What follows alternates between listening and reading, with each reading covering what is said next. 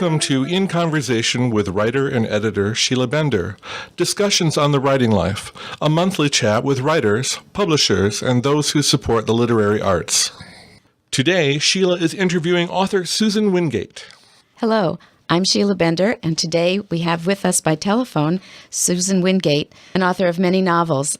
She's talking to us from her San Juan Island home. She's currently working on her 13th novel, Chicken Brains, a companion book for the Susie Spider young adult series. As well, she will finish her 12th book, an apocalyptic thriller, late in 2012. Susan's latest release, Spider Brains, a love story, and her 2011 release of Drowning, both reached #1 Amazon bestseller status in 2012. Drowning is a contemporary women's fiction novel. It also won first place in the 2011 Forward National Literature Award for Drama. This book offers inspiring motivational talks about the craft of writing. Drowning also won an award as a finalist for the category of women's fiction chick lit in the 2011 International Book Awards. Susan is a vibrant public speaker. She loves to talk about the craft of writing, publishing, and marketing, and we'll be lucky today to have her talk to us about those topics. Welcome, Susan. Thank you very much for having me, Sheila. This is quite a pleasure. Thank you. I'm glad you're here with us today. So I want to ask you about this new book, this 13th novel coming out. Is it one of your series? Yes, it's actually a companion book for the Susie Spider series. There will be 3 that I've planned. I'm not sure if I'll be able to stop at 3 because I've fallen deeply in love with Susie Spider, but right now I only have 3 planned, and they're companion novels to Spider Brains, a love story, and that is a young adult novel. It's a romance fantasy novel about a high schooler who is having trouble in school, and she is being bullied by her teacher, or at least one of her teachers, and some of the other kids in school. She's not very popular, and she's doing a science project that she feels will just send her grades over the top, and the teacher will then fall in love with her, but as it turns out, that doesn't happen. So each of these books is based on her experiences in high school and also a science project. So that's where the Spider Brains comes in. Chicken Brains is the #2 book, and then Ant Brains will be the 3rd novel in this series. So tell me how you came up with her very unusual name. Susie Spider. Her last name is spelled Speider, and not spider like the insect spider, but of course this is the original idea was about an actual spider. The storyline itself happened one night when I woke up. It was about 1 or so in the morning, and my husband flipped on a light in the bathroom, and I saw, as the light shone on the ceiling, a little crawler on the ceiling. And I couldn't tell if it was moving. I couldn't tell what it was, really, because I was quite far enough away from it. But it was close to the ceiling fan, and I would shut my eyes and then open them again to see if it was actually moving, and lo and behold, it was. And so after I just considered the spider up there for a while, her voice started talking to me, and within seconds I was writing down the basic first novel premise. And then the next day got it into the computer and just started writing and didn't stop until that was finished. I have 2 questions for you. One is that frequently how you write, a character starts talking to you? Yes, but that is for the original novel. Like with Georgette Carlyle, she did speak with me as well. That sounds so funny.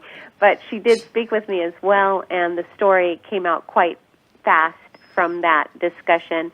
And then afterward, in these series, you actually know the characters, so then you start to speak with them and ask them questions like, what do you want to tell me now, I see. And where are we going with this next story? And so those characters then become less pushy as they are in the first Right.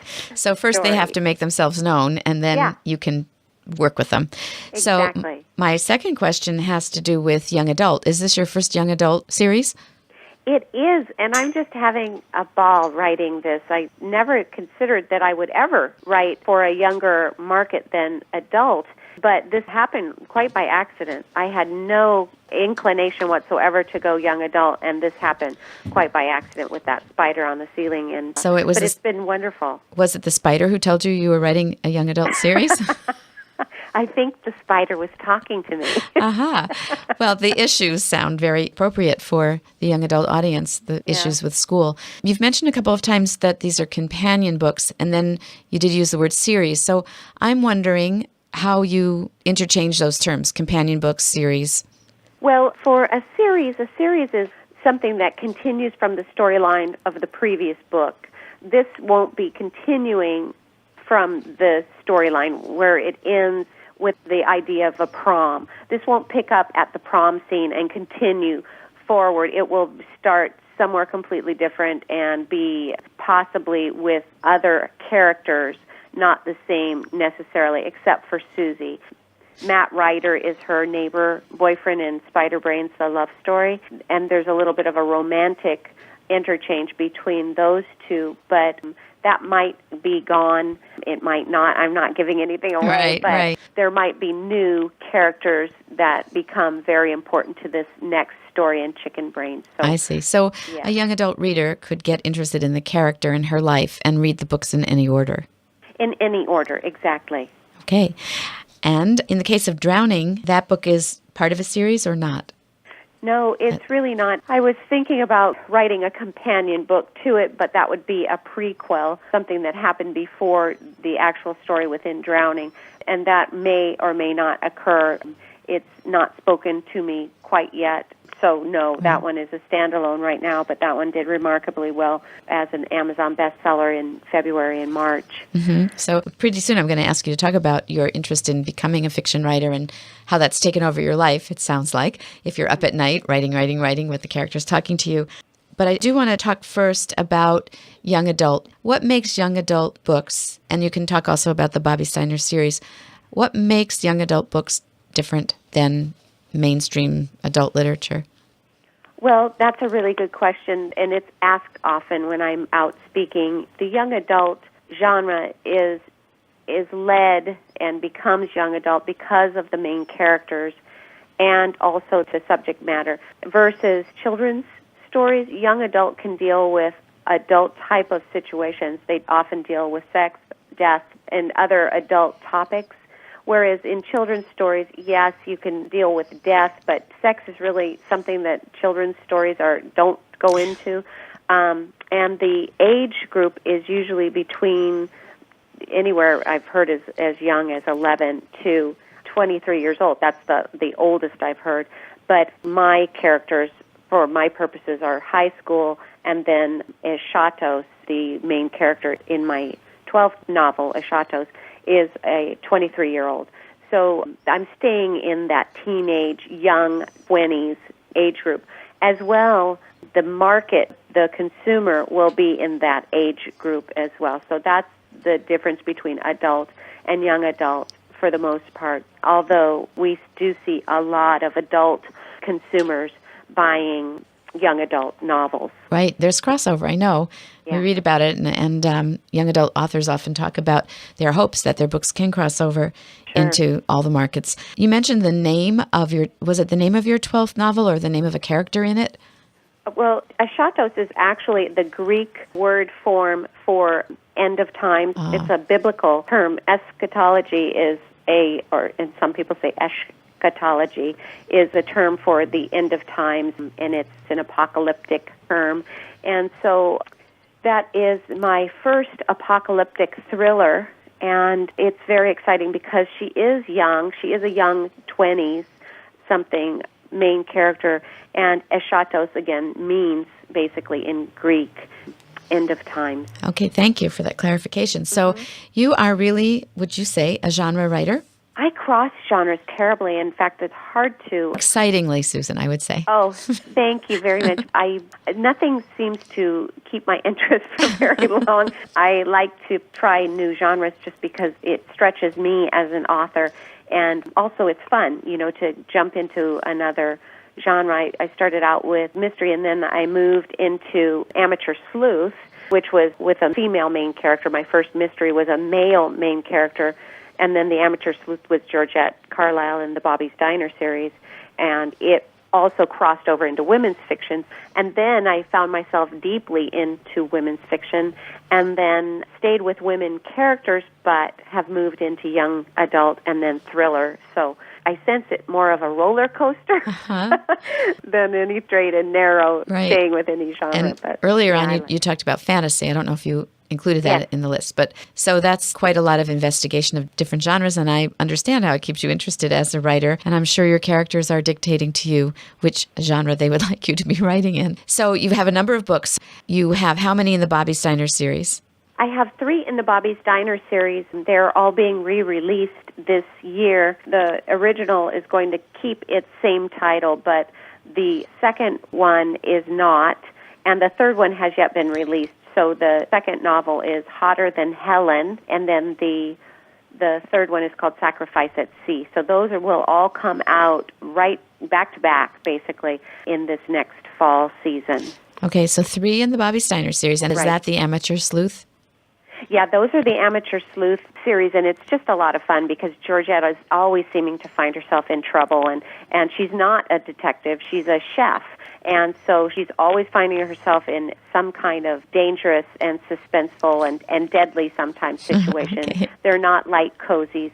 They're definitely adult, amateur sleuth, serious work. Although there are funny situations, it's not like it's a dark and like noir or anything that Raymond Chandler might write, but he doesn't write much anymore, does he? Not too much. So you are very well versed in the fiction genres. And I know from some discussions we've had that you have some influences that have really helped you develop as a fiction writer. So maybe you could spend some time with us telling us about how you got involved writing fiction and who your influences are. Well, I love this question. Thank you for asking this because I can honor my father that way. He was a writer. He majored in English at Arizona State University, which is where I ended up getting an accounting degree. But he was my first influence in writing, and he wrote great safari adventures, and there was always a little bit of romance and all this sort of thing going on. He was a great writer. But when I started reading, I read a lot of plays.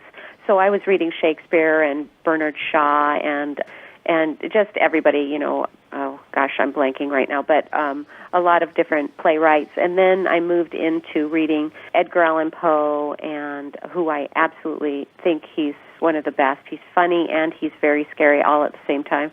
And then Raymond Chandler and Kurt Vonnegut, and a lot of women authors as well. There's a new woman, gosh, I'm going to forget her last name. But Zadie Smith is one who is fabulous, and just a lot of people have influenced me. I mean, the list goes on, of course, of who I read. Sheila Bender, I read Sheila Bender. She's fabulous, too, and quite an incredible author of memoir. I think you know her. I think I do. She talks to me sometimes when I'm looking at spiders on the ceiling. Yeah. I want to ask you about teachers. Was your father a teacher for you, do you think, beyond reading his work? You know, I don't think he was really a teacher for me, but Michael Collins was, and I, of course, read a lot of Michael Collins. He is a fabulous Irish author who had his very first novel, Keepers of Truth, shortlisted with the Booker Mann Award, and I believe that was in the year 2000. And he mentored me, actually, for 2 years with my first novel, which I call Of the Law. And, in fact, that is being released this year. It's quite an edited version of the original and much shorter, actually. It's a short noir mystery, but Michael Collins was a huge influence on me as far as teaching goes. And then, you know, in just going to workshops and writing conferences, that was a huge influence. I read an awful lot. I'm remote, as are you, a little bit remote where you live. I'm remote in that we can only get on and off our island by ferry or plane. And so I don't travel off island all that much except to work. And so I read a lot of resources, writing resources, such as Elizabeth George's Writing Down the Bones, Bird by Birds by Annie Lamott, and Saul Stein's Stein on Writing, all three fabulous writing resources. But, so I think you mean Natalie Goldberg, Writing Down the Bones? Natalie Goldberg, but did I say? You did say Elizabeth George, and of course she's on another island, Whidbey Island. Does she have a book about writing as well as her own novels? Does, and obviously I don't remember what the title is. But it's good to know. She has a one, pardon me? It's good to know. I didn't know she wrote about writing. I know that she's renowned for her novels. Yeah. Yeah, she's renowned for her novel. In fact, I just read Believing the Lie, which is just incredible. But yes, she does have a writing resource that is wonderful. Just a lovely person and great writing resource. This is KPTZ 91.9 FM, Port Townsend. In case you have just joined us, you are listening to Sheila Bender and Discussions on the Writing Life. Today, Sheila is interviewing author Susan Wingate. Thank you. And I just want to clarify, when you say you don't leave the island except for going to work, I know that you mean in-person teaching at writers' conferences and seminars, Right. and that you're also working at home when you're writing, right? Right, yes, yeah. Thanks for the clarification. Yeah, I write all day long, and I work, online as far as marketing goes and publicity and that sort of thing.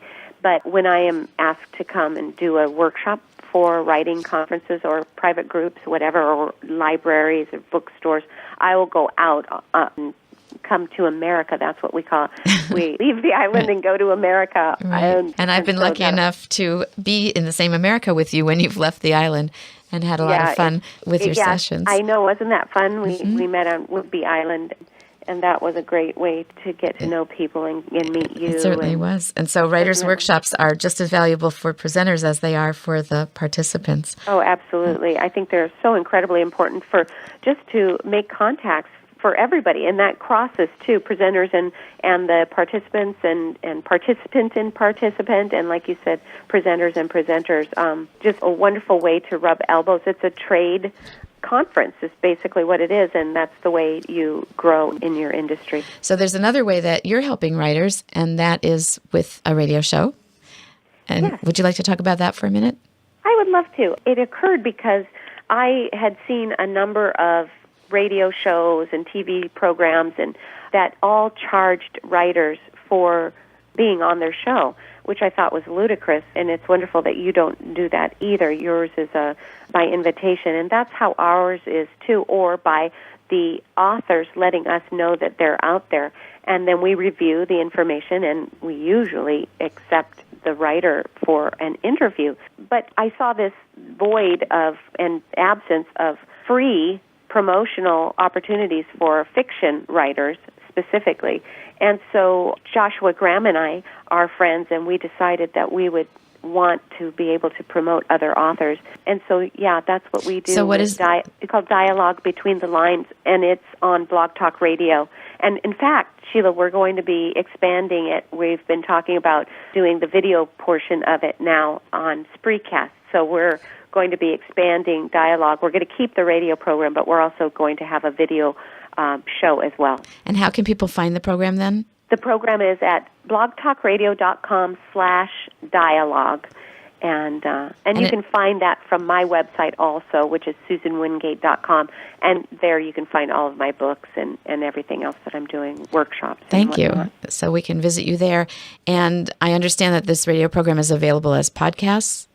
It is, which is wonderful for everybody, for the show, for our own personal use, but also for the authors who can then just copy the link, place it on their website, and they've got their promotional capabilities right there as an interview for media, anybody that might want to hear them from the media. So you have used media for your promotion for your books, and it sounds like you're very skilled at understanding the way that authors can build platforms using media. You want to say something about the most successful uses?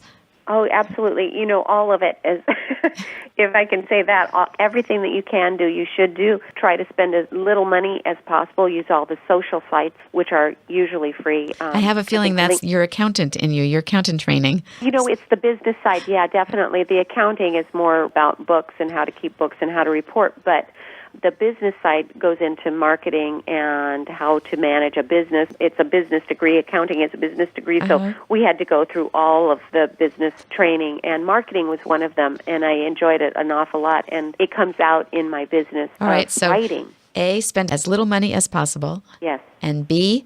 And B, do everything as much as possible. If you can do radio, do radio. If you can do TV, but definitely a website. Be there in social sites, Facebook, Twitter, LinkedIn, all of those. How much time would you say you spend on technology promotion? Well, it depends. It depends on what I'm doing. If I'm in the middle of a blog tour, which I am right now, I'm promoting Spider Brains, a love story right now. So I'm on a virtual blog tour. So it's a little more time, but not that much more time. Can you tell us what blog tour means? And Sure. Let me say how long it takes, because some people go, I don't want to spend that much time. Really what I do in the morning is I get up, get my tea, I jump onto my emails, and then I jump onto the Internet. And I spend about an hour before I start writing on the Internet doing some promotional whatever. Then I start writing to my blog, which takes maybe a half an hour. And then I've got something up on my blog, and then I start writing. And I write for however long I want to write on my novels.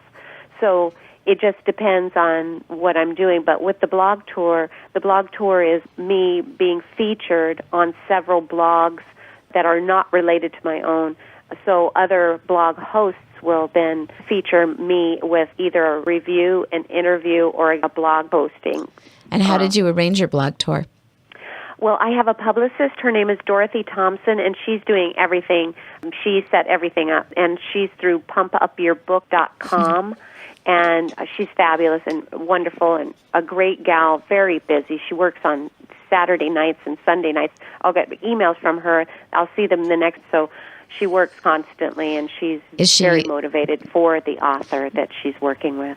That's really good to hear. She's pumpupyourbook.com. Yes. And I wanted to know, a lot of authors think that publicists are out of their price range for the work that they do, that the authors can't afford that because they're not making very much money from their books. Do you have anything to say about that? Well, I do. Dorothy is extremely reasonable. I mean, you go to pumpupyourbook.com and look at her pricing. She has several different plans, and what you can do with her plans are, you can customize a little bit with her. She's very reasonable. I've been with other publicists that are extremely expensive, still fantastic publicists, and some other blog tour publicists that are more expensive, still great publicists, though. So it just depends. I really like Dorothy. I think I like her because she's very connected with you. She never leaves you waiting for a response for any length of time, and I appreciate that. Thank you. It sounds like a wonderful resource and a good place for people to start if they're beginning to investigate publicists. We only have a few minutes, and I'd like to know if there's anything you haven't talked about that you think listeners would enjoy hearing. Well, I also, like I mentioned, blog a lot, and I've been putting a new story that I'm working on. This will be 14. So I'm working right now on 2 novels concurrently. This one's just kind of flowing out of me. It's called Paths of Summer, but I'm serializing that on my blog. So I'm putting up chapters as I complete them and having a lot of fun writing fiction that way online, serialized on my blog. And you can find that at susanwingate.com as well. So it's all there on my website. If you're interested in getting my book, it's right there. And just thank you so much for having me. I appreciate it. I want to thank you for your generosity, including your generosity of sharing your work in progress on a blog. It sounds like it's motivating for you to be building an audience, and it's certainly generous of you to be sharing the work. And then it reminds me, of course, of the old days that I've read about, Charles Dickens, and how there'd be riots on the docks when the people were waiting for the next episode of his story to get delivered in New York. Sure, I'm hoping for a riot. Yeah. So maybe you'll have a virtual riot online. That would be fun. Right. Susan, thank you for telling us about your history as a writer and your series and introducing us to new terms and understandings of genres, as well as your generosity about your own work and resources. So I hope to see you soon, and thank you so much for being on the program. Thank you for having me. Take care. Bye-bye. Bye-bye. I'm your host, Sheila Bender, saying goodbye until next time on In Conversation with Sheila Bender, discussions on the writing life.